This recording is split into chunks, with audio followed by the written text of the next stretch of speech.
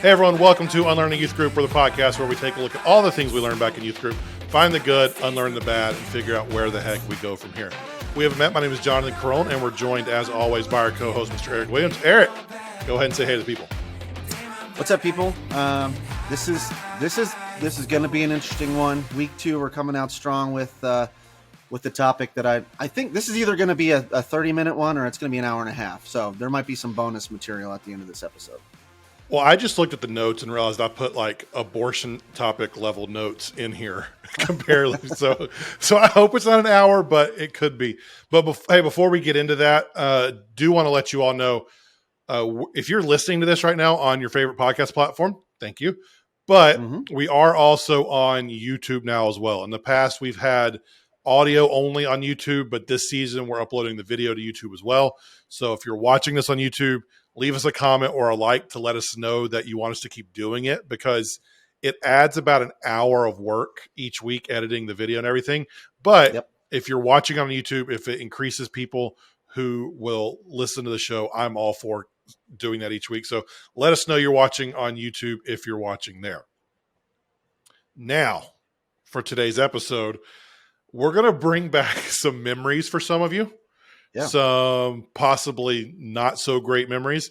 But as you heard from the title, you read from the title, we're talking end times theology, the Left Behind series, and how the evangelical church's obsession with Jesus coming back has caused some less than awesome feelings in many of us. But before we get to that, I feel like this is the political season, like, because I have to give a disclaimer here, mainly for the Theo Bros. And I don't know if we have Theo Bros who listen to our show. I doubt it, but probably not. We're not going where you Theo Bros want us to go. We weed them out a long time ago. Today, we're not debating pre-trib or post-trib or mid-trib or any of those things. I want to say on the front end, prophetic literature in the Bible is extremely hard to decipher through, and there are lots of ways you can interpret the book of Daniel, the book of Revelation, all the other prophetic literature. Like, we're not getting into that. What we are going to do is talk about how we have a tendency to take ideas from the Bible and hyper fixate on them. We take minor ideas that can be debated and present them not only as 100% fact, but also as something that has been 100% agreed upon throughout all of Christianity. So we're going to look at the end times prophecy, look at Left Behind, look at how that has played out in our culture. We're going to talk about what we were taught. We're going to try to find the good in that. We're going to try to unlearn the bad approaches and then figure out a better way to move forward. Good job, Jonathan. Thanks for getting that disclaimer out of the way. That's like, I think what we need to do is just tell people, listen to this on 3x speed, and it'll sound just like the end of any pharmaceutical ad, you know, blah, blah, blah, blah, blah, blah, may cause diarrhea and vomiting. Listening to this show may cause diarrhea and vomiting if you're a Theo Bro. Sorry. Yeah, it really could. All right, so before we get into the good, the bad, and where we go, we've got to lay the foundation for what we are talking about with this episode. So I know not all of you grew up in the church. I know not all of you grew up in the evangelical church. So I don't want to assume that you know exactly what we're talking about with this episode. If you clicked on this episode and you don't know, hey, thanks for trusting us enough to give us a chance to talk about something you don't care about. But all of this centers around the idea of the rapture.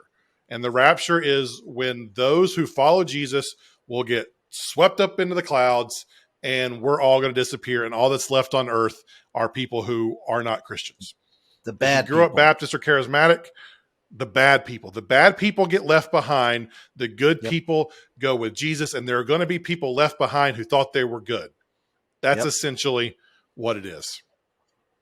If you grew up Baptist or charismatic, the typical teaching was that the rapture would happen either before 3.5 years into a 7-year tribulation or after that 7-year tribulation. And it included the mark of the beast. It included there wouldn't be food for people to eat. There'd be war everywhere. There was a teaching on this that the Holy Spirit would be removed from earth during this 7-year span. And we could spend hours laying out all of the theological discussions on the rapture. But here's what it boiled down to, Eric. Yes. Jesus could come Yes. back at any Amen. time. Are you ready, or Ooh. are you going to get left behind? Come on now. Come on now. Yeah, I see. Here's the thing: is I grew up like longtime listeners of the show. I didn't go to church till middle school, and then really didn't go to church in high school, and then I really started getting into more of it in college and stuff like that. And this just seemed like fan fiction to me. Like this was like biblical fan fiction. Honestly, this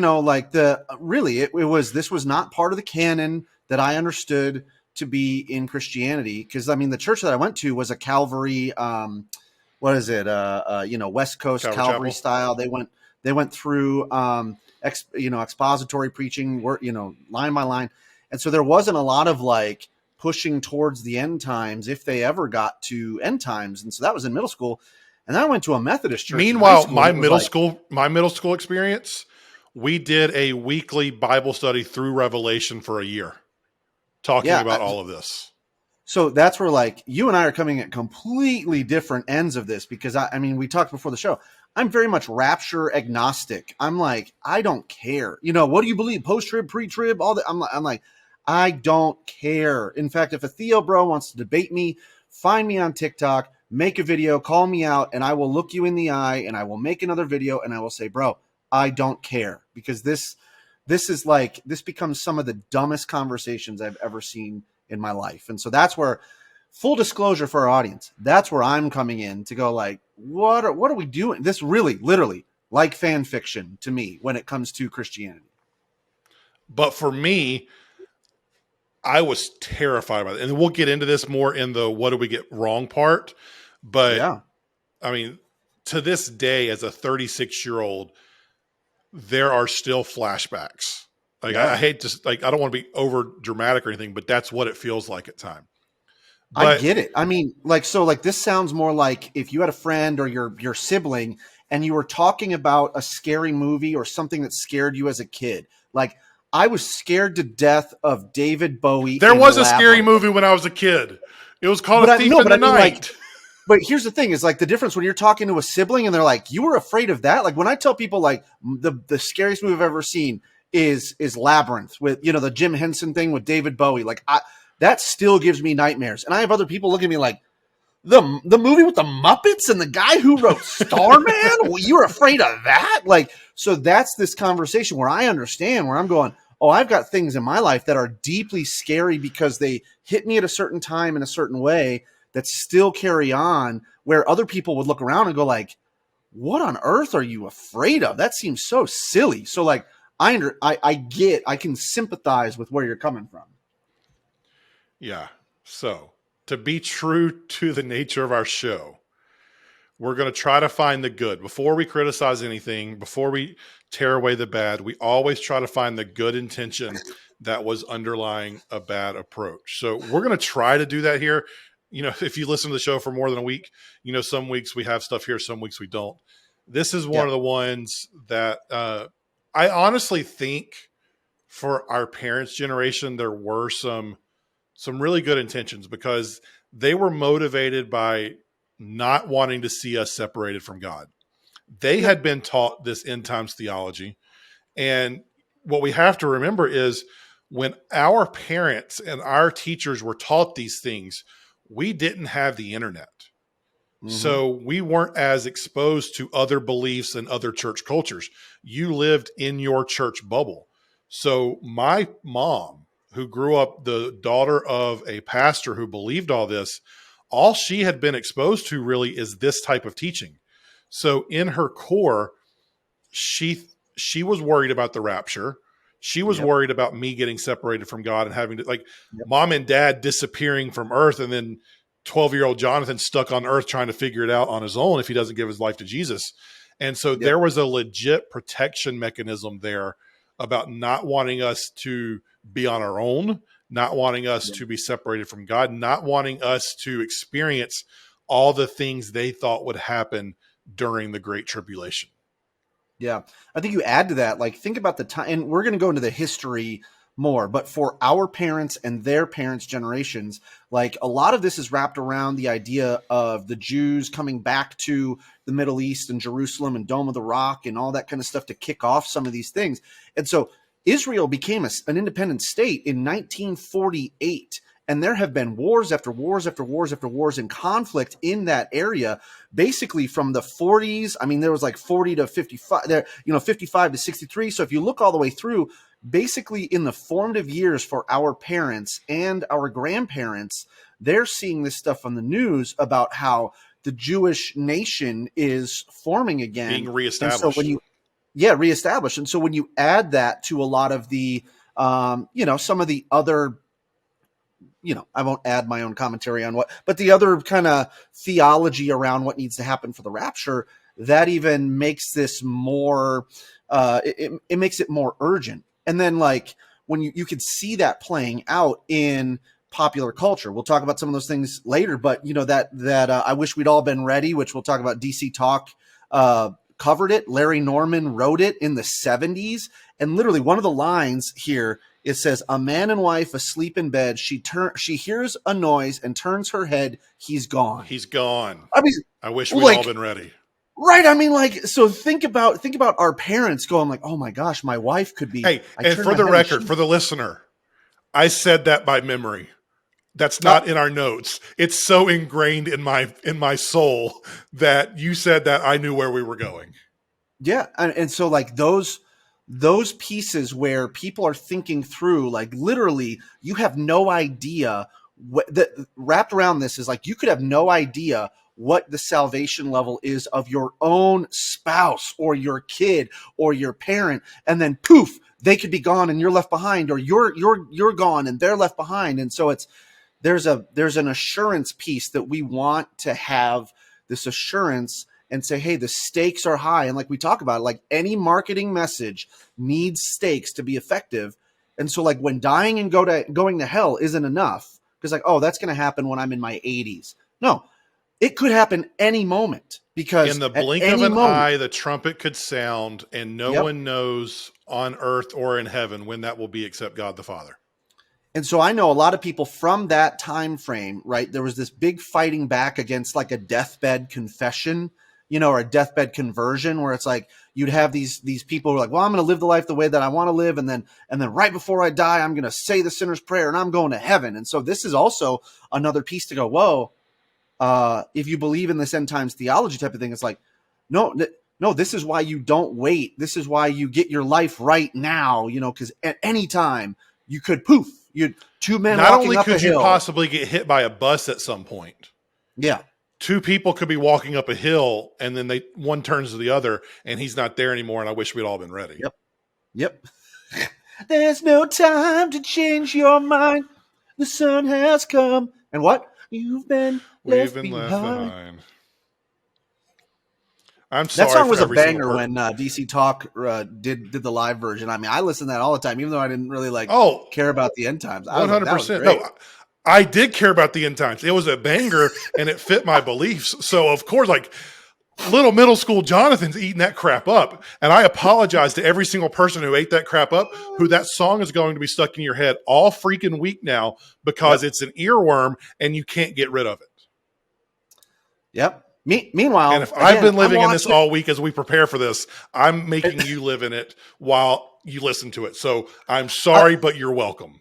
And the whole time I'm listening to it like it's some 12-year-old's Tumblr fan fiction about their favorite, Twilight character or something like that. I'm like, God, this is funny. Yeah, this is great. Anyway. All right. So, I mean, the good was protection. Yeah. It was based out of love. It urgency, protection, there's stakes, there's things that we need to do. Yeah, those sorts of things. So even though my beliefs on the rapture have changed since I grew up, I can't fault my parents for teaching me this, because it's what they believed. It's what they were taught, and they didn't have the resources to see the global history of the church in the same way that we do. So, as we do with everything, we talked about the good. Let's talk about the bad, where we went wrong. And Eric, I have two places I want to go with this section. I'm going to let you pick which one we do. Option A is the idea that this was presented to us as the only way to look at prophetic literature, that Christians always believe this and that every Christian believe this way. Yep.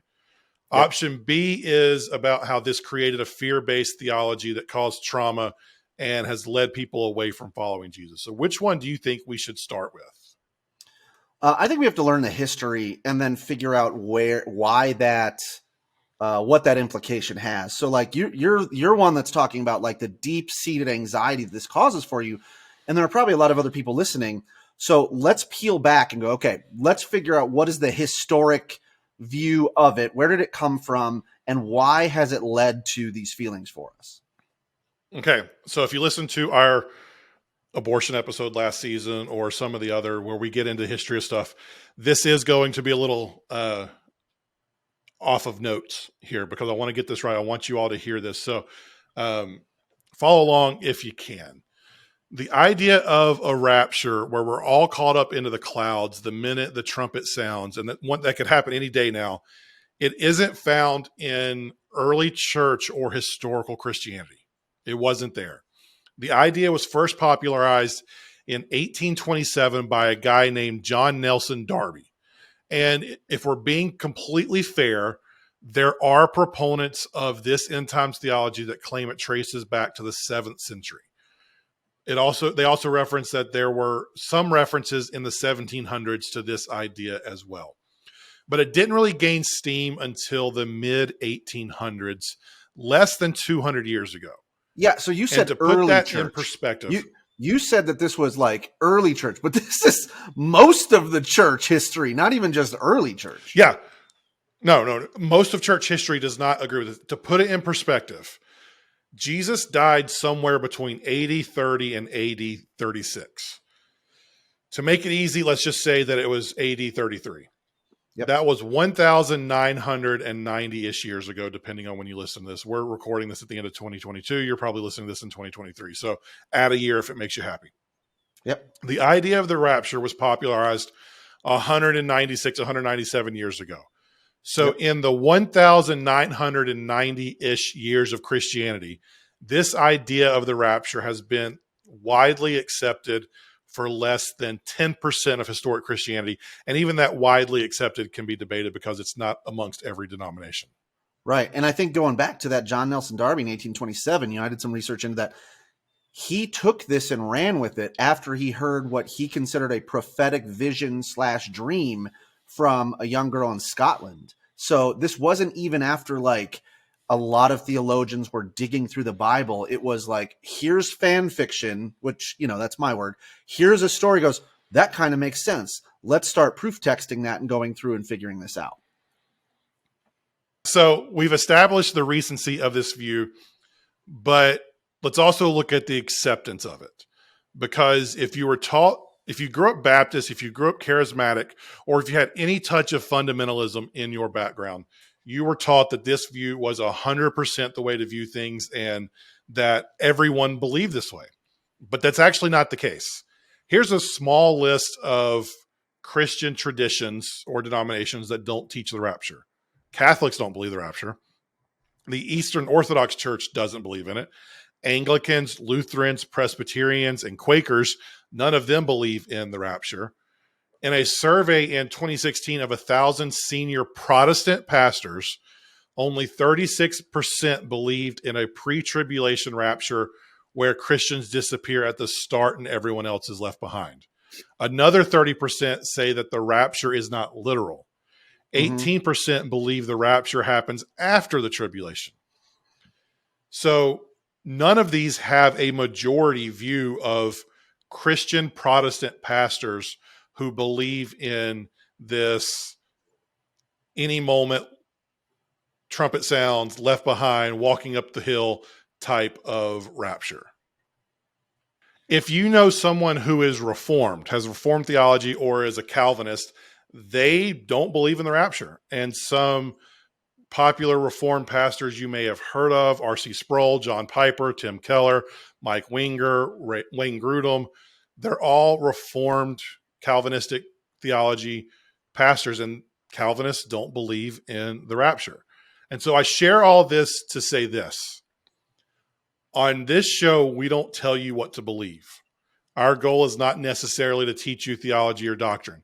We let our opinions be known, Yeah, we can but tell we you what we also believe. acknowledge yeah, but we acknowledge there's a wide gulf of belief when it comes to end times prophecy or anything really.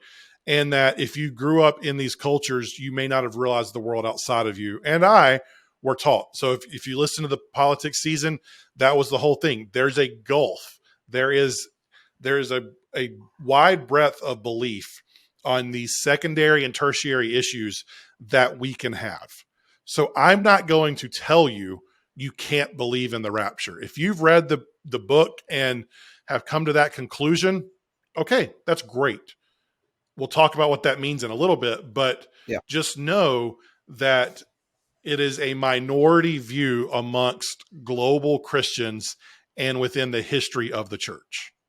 Yeah, it's kind of like in, so in politics, we'll just say it like there's sometimes where people will say this is settled case law, meaning like we have a history of things where there is a plurality of agreement where case after case after case points to no, you should not premeditatively kill somebody else for no reason. Law after law, decision after decision after decision says, no, that's it. So we are all like, hey, 99.9, we've settled this as settled law. I think that it's important. And what I appreciate about what we're able to do here is if you are in a spot where you were taught anything that we cover in the last, 5+ seasons, and you said, this to me when I was growing up was like settled biblical fact. This is where we're saying, no, it's not. You could believe it and you could say, okay, I believe that this is it. But just understand that this is not like settled case law when it comes to biblical perspectives. And so this is how we help bring out some of those other perspectives, which well-meaning Christians who are going to heaven, who love Jesus, that they disagree, so that's where this is coming from. That idea of Bible believing Christians who love Jesus can read the same book and disagree on some of the conclusions. That is something I hold strongly to, as I have been exposed to more types of Christians and more denominations. One of the coolest parts about my job is I get to work with people of faith all across the Christian spectrum. And I have been exposed to people who love Jesus, who have come to different conclusions than I have. And we disagree in places, but I don't question their salvation. I don't question their love for Jesus. And so And that's made me more open-handed with my faith. And if you're in a Christian, environment where you have a leader, a speaker, a teacher, or you're listening to someone, whoever it is, whether it's your pastor, your small group leader, the guy who's your Paul to your Timothy or whatever, sorry, then, and if they're saying like, yeah, no, I'm sorry. I threw out the Paul to your Paul to your Timothy, whoever it is, if they're telling you in some of these issues, like this is the only way to believe, and demonizing people who believe differently in some of these issues, that is a sign that they value power and control over the, tenets of the gospel. And so we're walking through this, especially because, Jonathan, what I've seen in the notes and what I've heard from you is like, there are years of baggage over this issue being taught to you as settled biblical truth that Absolutely. Now, I mean, in your 30s, you're like having to unlearn to the degree that people have to unlearn stuff like purity culture and other stuff like that. And it's damaging. If I had certain family members listen to this episode, they would think differently of me because of how I now question this theology. And how I haven't come to the same conclusion as them, as I've unlearned certain things and rebuilt things back up and all that. So that's where I'm coming from. Our family doesn't listen. Our wives don't even listen. So that's fine. My wife keeps telling me, I keep meaning to listen, but I haven't caught up yet. So, but she gets to hear the rough draft versions. There you go. Sometimes I don't even bother giving it to her. But so that's the first thing that was bad with this approach. The second that we've hit on is that it did cause a fear-based theology, and it scared a lot of people. Our first ever episode of this podcast was an episode called Stop, Drop, and Roll Don't Work in Hell, because that's something I was literally taught when I was growing up. We used to use the fear of hell to convince kids to give their life to Jesus. And so this is just another way, another fear tactic to get people to make a decision right away. And we've referenced A Thief in the Night a little bit, but I'm going to dive into that a little more. So if this gave you the trauma it gave me, I apologize, but it's an I put on my important part therapist of glasses while I this listen to you. conversation. This is a reason to watch on YouTube already. But when I was younger, probably 10, 12 years old, something like that, I was introduced to A Thief in the Night. A Thief in the Night came out in 1972. It was Left Behind before Left Behind. For those of you who have the benefit and the beauty of being unattached to this movie, who have never heard of it, let me tell you what it was about, and you can see the ridiculousness of it. It followed this woman named Patty immediately after the disappearance of the millions of people around the world. It starts with a radio address. Millions of people had just disappeared. They think this could be the rapture of the Christians that people have talked about. In response to this, the United Nations set up an emergency governmental system, the one world government, called Unite. We'll get into the ramifications of this in a minute. I'm just telling you what happened. Unite, the one world government, declared that anyone who didn't get a tattoo on their right hand or their forehead, the mark of the beast, would no longer be able to purchase food and would in fact be arrested. Here's the thing, Eric. There was a scene in the movie where someone refused to get the mark and they were killed by guillotine right there in the town square. I was 11. Yep. Like, imagine what this makes me feel. And so You're day, probably listening to Jesus Freak at the same time, or reading the book Jesus Freak and having them ask you if you'd say you believe in God when the Columbine shooters had their gun to your head. It was the same 5-year period, like all of that, right around the same time. Yeah, so in the movie, one day Patty goes to meet with her friends in the park. These other people that now believe in Jesus, who realized they were left behind, that they refused to get the mark. And she walks into the park and one guy, he's covering his hand and he's wearing a hat. And it's revealed that he's gotten the mark. She's mortified, thinking he'll turn her in. So she runs away and gets away. And so you have the whole movie. And here's one of the parts that was terrifying. Towards the end of the movie, it's shown that Patty was actually only dreaming this. That Wizard this of was Oz. a dream. It didn't really happen. Okay, cool. So this was just a scare tactic. No big deal. This didn't actually happen. Except she woke up and it was real. M. Night Shyamalan. Wow! She woke up, turned over. Her husband wasn't there. She turned the radio on, and it was the beginning of the movie all over again. So she was left behind. Her husband left. And I'm watching this as like a 10, 11, 12-year-old. My sister, who's 2 years younger than me, tells me she still has anxiety from this movie. So it had a grip on people who grew up in that culture. And you mentioned the song before, but the song I Wish We'd All Been Ready came from this movie. Yep. And DC Talk covered it in the 90s. It was popularized on the Live at the Freak Show album, which we all had. After Jesus Freak came out, it was the live album after that. And Tim LaHaye, the guy who wrote the Left Behind series, is quoted saying that he got the Left Behind title from the lyrics of I Wish We'd All Been Ready. So it all ties together.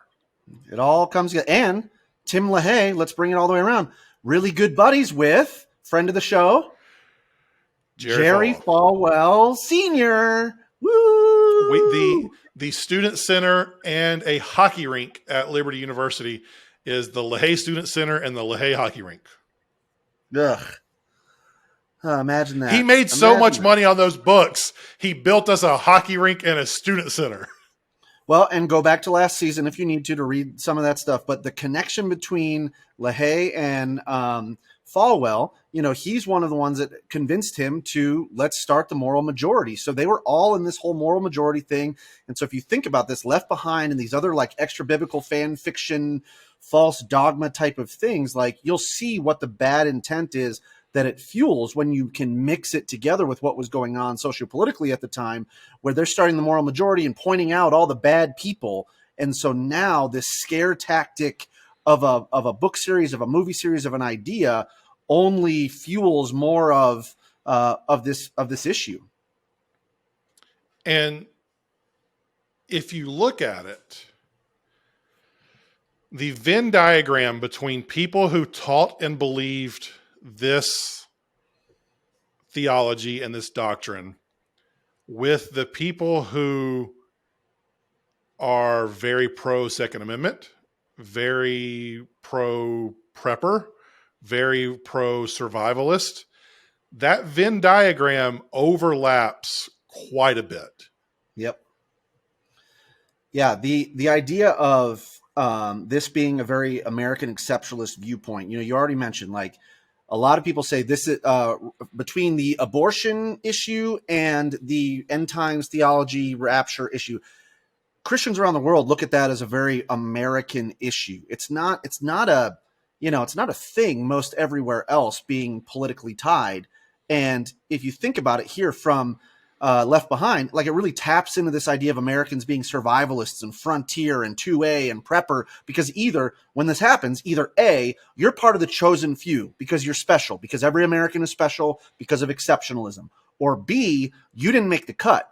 And now you need to get your guns ready. You need to get your canned food ready. You need to, prep for the zombie apocalypse. Yeah, you got to go and move out and do all the American things.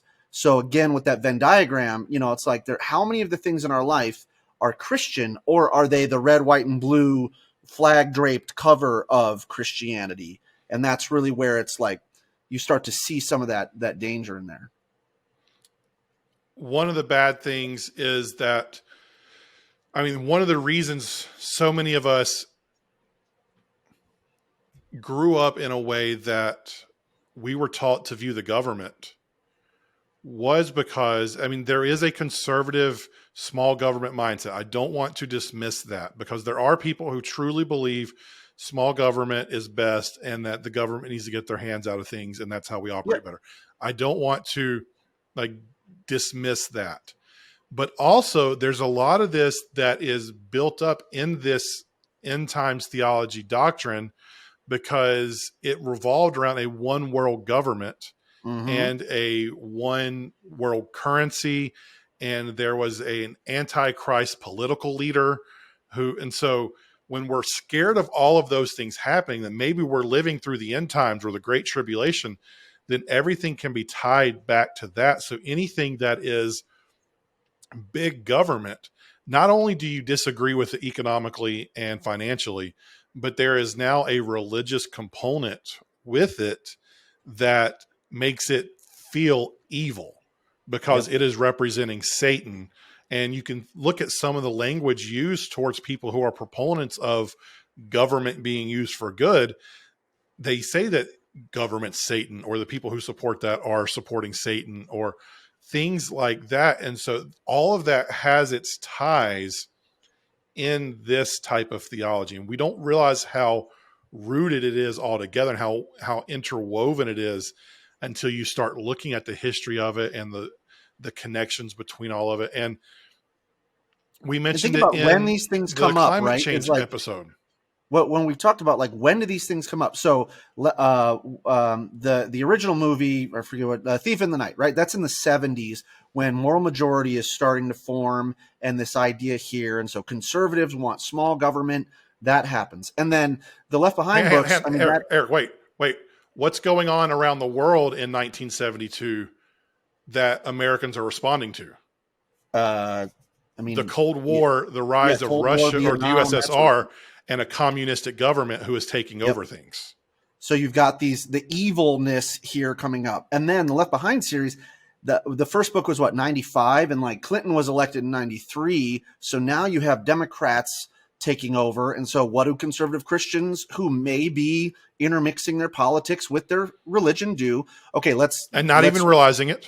not even realizing it. It's like, oh no, this is a problem. And Clinton is the one bringing, let's just say during the Clinton era, peace and talks were being brokered between the Palestinians and the Israelis. So there's some of this Middle East stuff going on. The internet's taking off, and then if you keep going past, think about when Obama was elected. That's when I started to see all the billboards about the world is going to end on October 13th, whatever. You know what I mean? And That's so my it's birthday, like, dude. what How's it was going to end that? on my birthday? Was that it? I think that was one of the birthday. days. Maybe it was October 16th. I don't know. You get a birthday before. It's just the same thing as like getting married before you die. So that way, before the rapture happens, you can have sex one time. Like, there you go.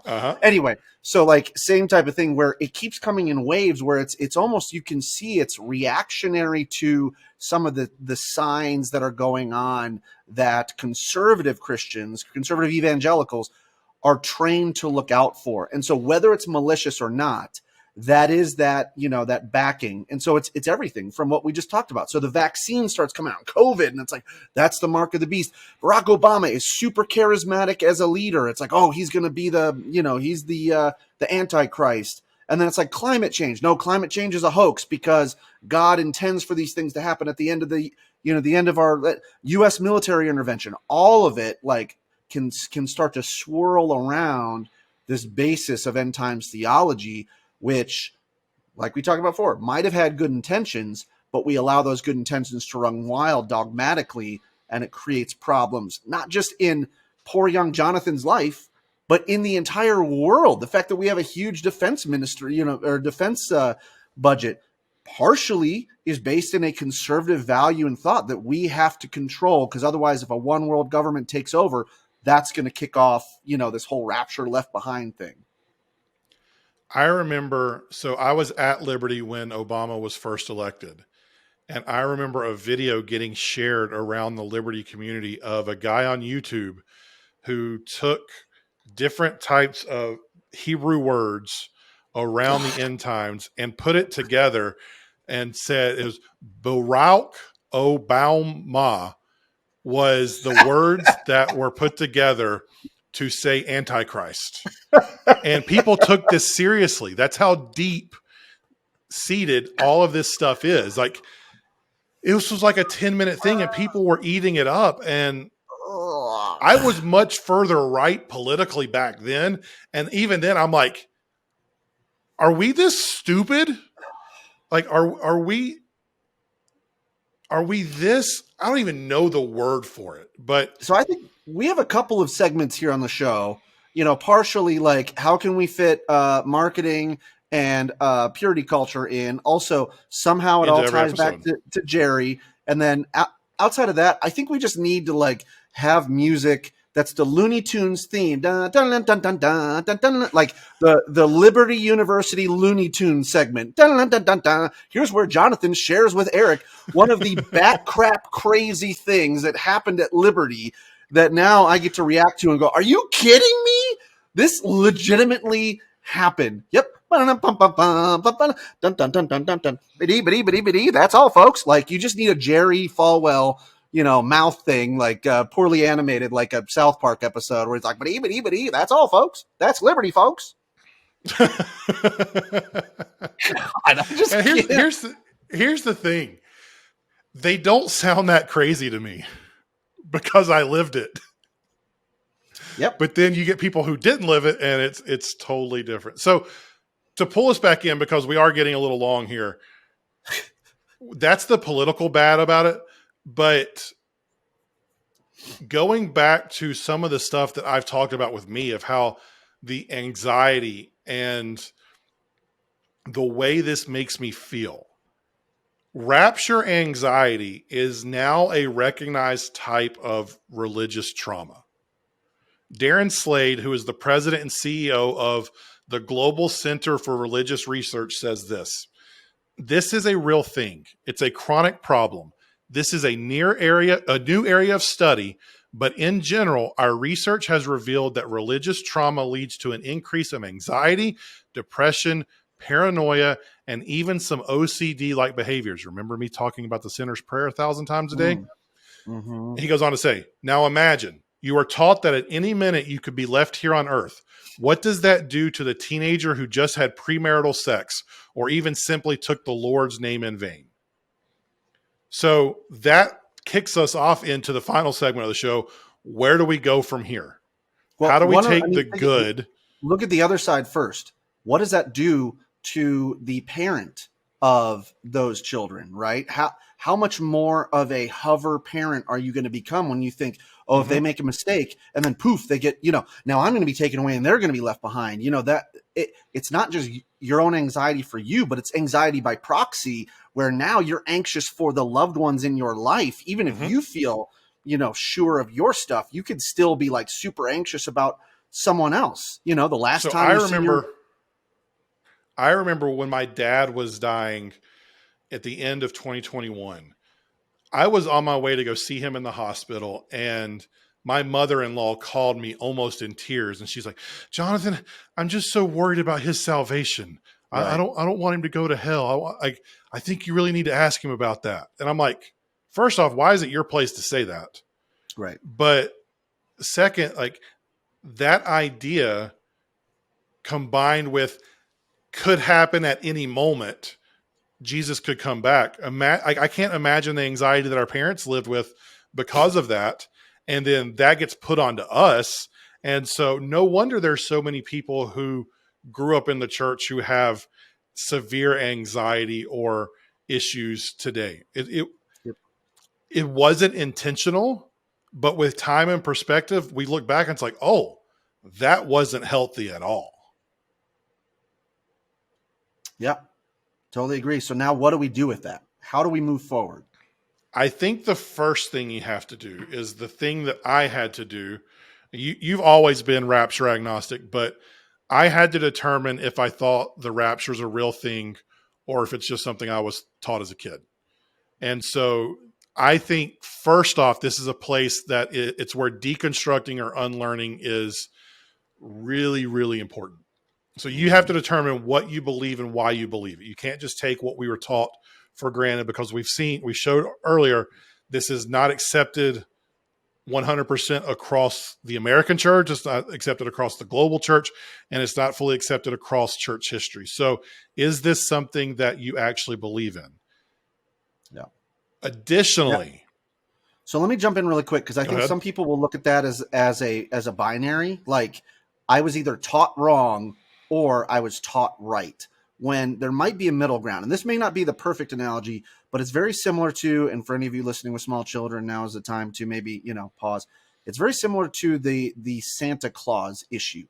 It's like, as you grow up, you're going, that wasn't actually true, but the intent behind it is great. And I'm going to carry some of that forward. And I'm going to go, should I care more about giving than receiving? Should I be generous? Should I have this joyful nature because of the area and yeah. So you can take some of the like heart behind the teaching and still apply it. Don't think that you have to go wholesale and say everything that I was taught was false because it wasn't real, when in reality, it's like, okay, what's the point behind the mythos or the mythology that you're taught that you can now apply to your life?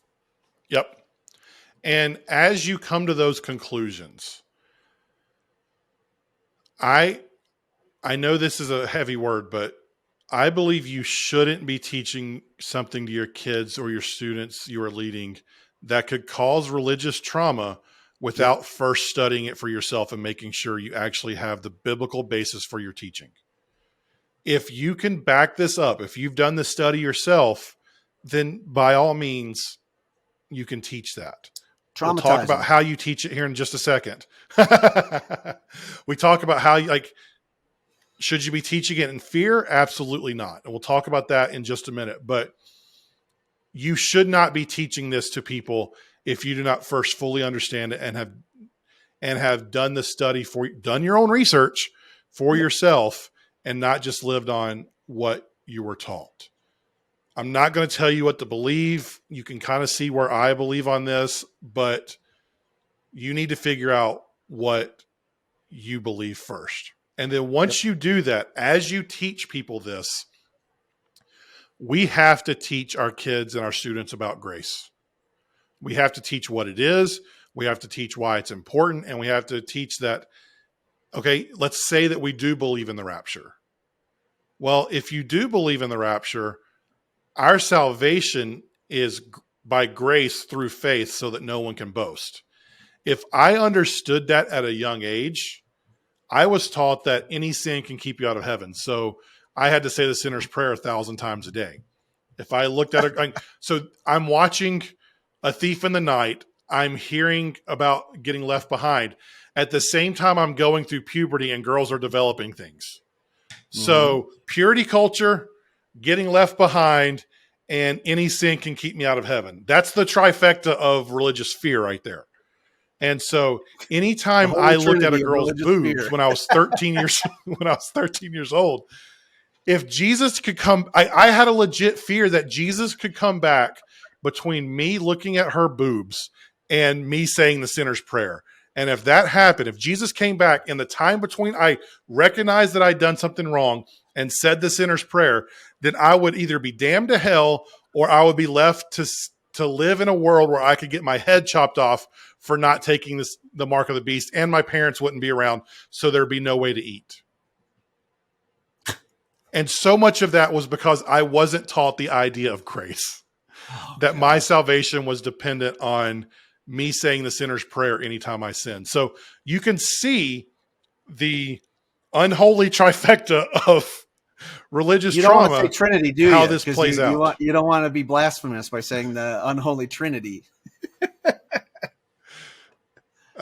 We could probably do some therapy into that, but you're probably right. I didn't even recognize that. But so it turns it's the same. So bringing back the Santa Claus analogy, like you're going to carry that forward with your kids. And then what you're going to do is go like, oh, you've got to be good because Santa's watching, which completely undercuts the entire intention of the Santa Claus story. Is not, you better be good for goodness sake. That's never been a part of the official canon. So, you miss out on the gift giving side and the generosity side, which is, our analogy is grace, and you stick to the, the idea of control and, controlling your actions. And it's like, that's not a healthy thing to pass on either.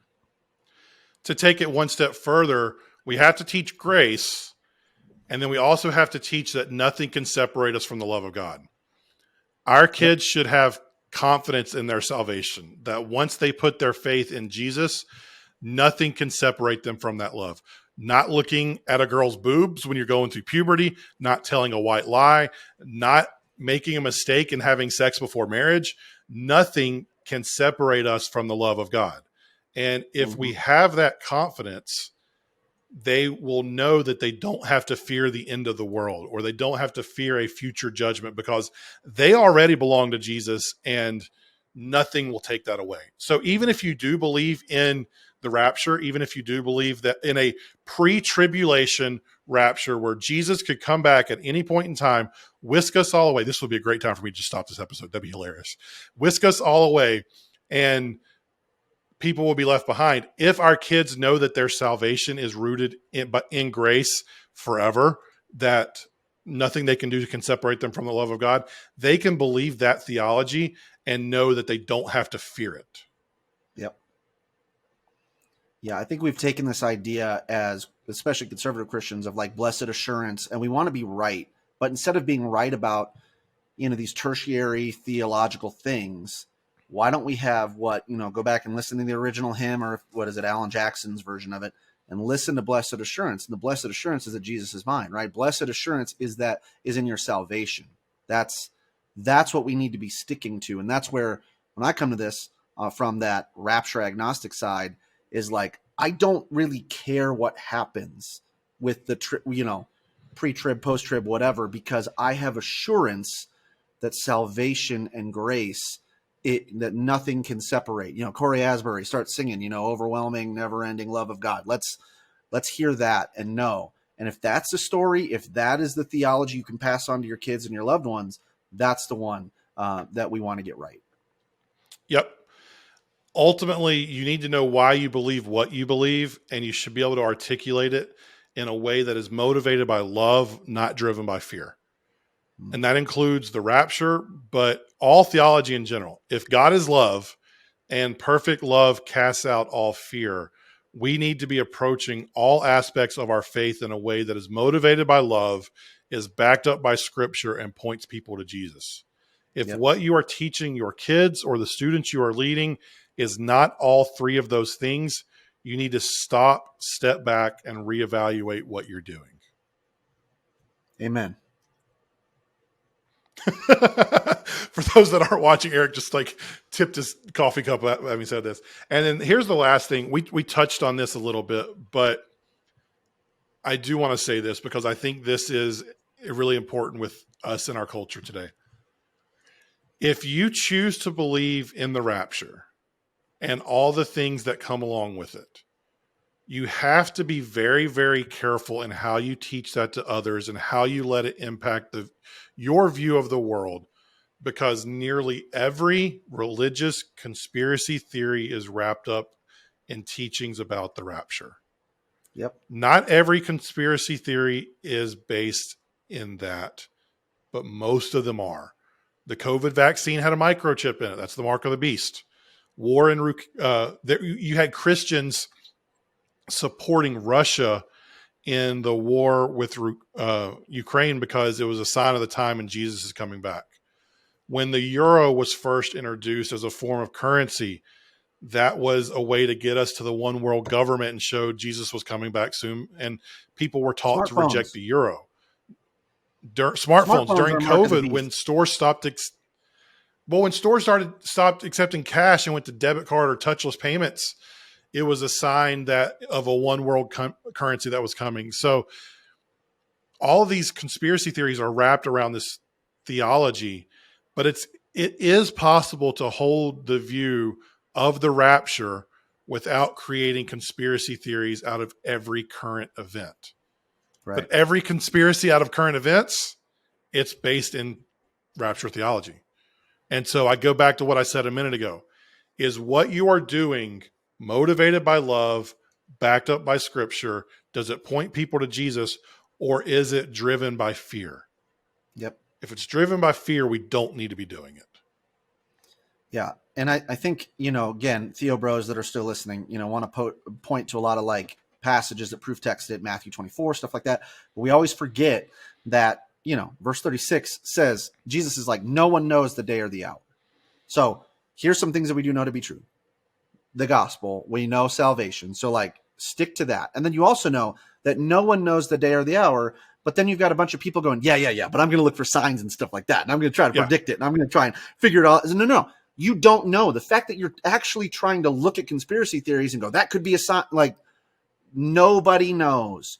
So you doing that is actually going against Jesus's words.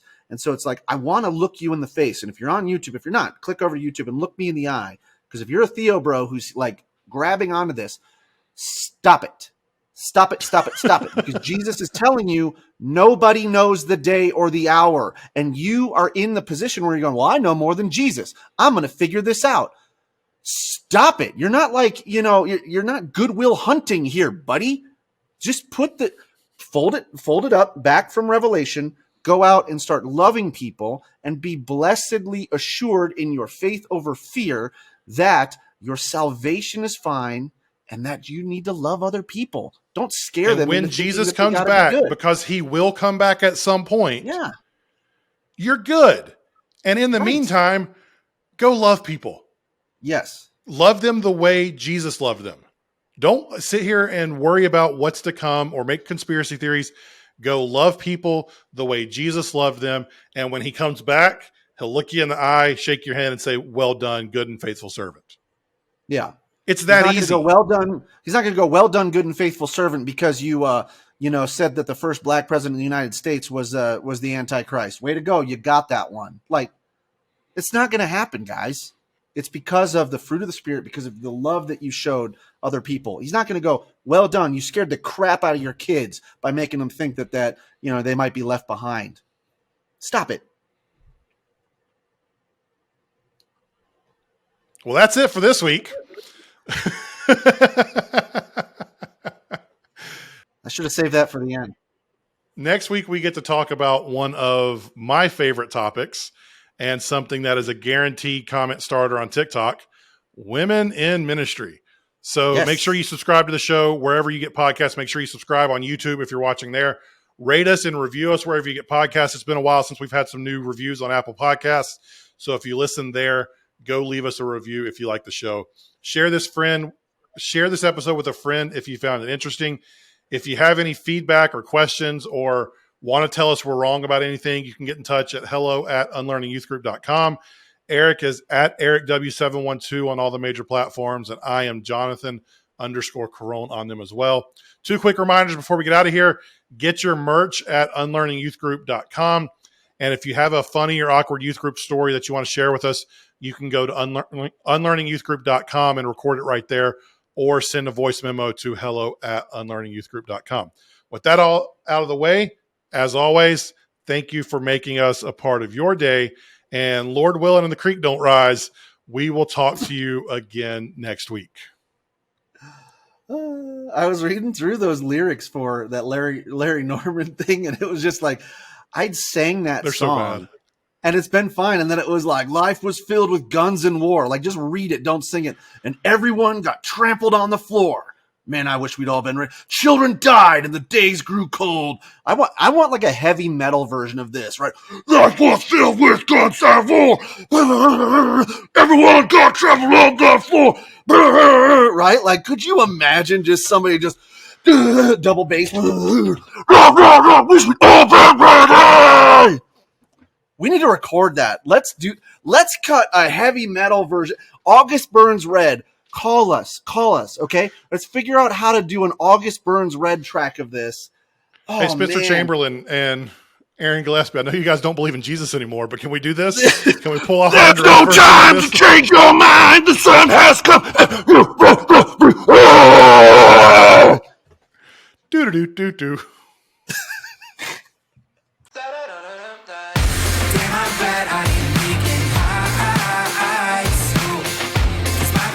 Will be in the past. I know, looking back, it ain't all bad, but damn, I'm glad I didn't peak in high school. Damn, I'm glad I didn't peak in high school, 'cause my best days will be in the past. I know, looking back, it ain't all bad, but damn, I'm glad I didn't peak in high school.